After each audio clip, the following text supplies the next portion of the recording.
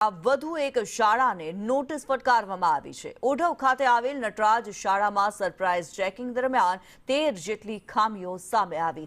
Granted શાળા હોવા છતાં વિદ્યાર્થીઓ પાસેથી ₹2000 ફી લેવામાં આવતી હતી। ધોરણ 10 અને 12ના 33 રિપીટર વિદ્યાર્થીઓને એડમિશન આપી વર્ગ ચાલુ રાખવામાં આવ્યા હતા। 15 જેટલા શિક્ષક અને સ્ટાફ ગેરહાજર હતા અને બીઓ સર્ટિફિકેટ પણ ન હોવાનું સામે આવ્યું હતું।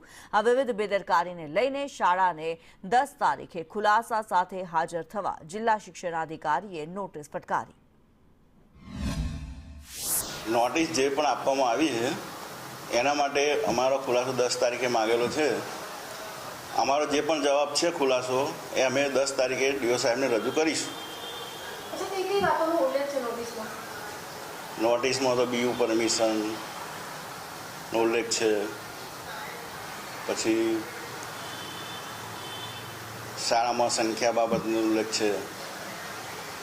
જે પણ નોટિસમાં મુદ્દાઓ છે, બરાબર, મને અત્યારે મોડે બધા યાદ નથી, પણ જે મુદ્દાઓ છે મુદ્દાસર અમે એના જવાબ અને પુરાવા રજૂ કરીશું। બીયુ પરમિશનમાં બેન એવું છે કે આ બિલ્ડિંગ જૂનું છે, 1985થી સ્કૂલ ચાલે છે અને હવે એની ફી ભરી અને અમે એની મંજૂરી માગેલી છે અને એ ફીની પહોંચ પણ અમે રજૂ કરેલી છે।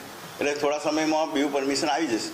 બિલ્ડિંગ જૂનું છે અને હવે એની અમે કાર્યવાહી કરી છે।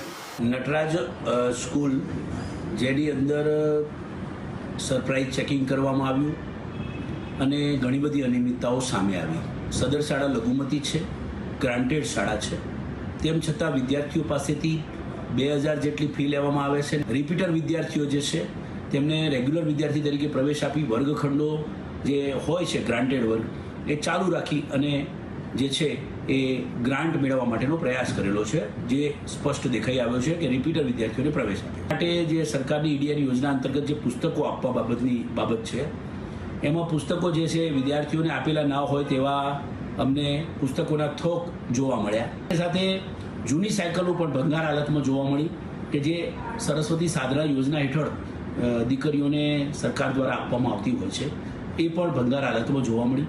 અને ઉપરનું બાંધકામ જે છે શાળામાં જ્યાં ક્લાસરૂમ ચલાવવામાં આવે છે એ એકચ્યુઅલી બીયુ પરમિશન નથી, નવું બાંધકામ પાછળથી કરવામાં આવેલું છે। કોઈ માન્ય નકશો ન જોવા મળ્યો કે કેટલાક વિદ્યાર્થીઓ ટ્યુશનમાં આવતા હતા, એટલે કે શાળામાં ટ્યુશન પણ ચલાવવામાં આવે છે એવી પણ બાબતો વિદ્યાર્થીઓના નિવેદનમાં જોવા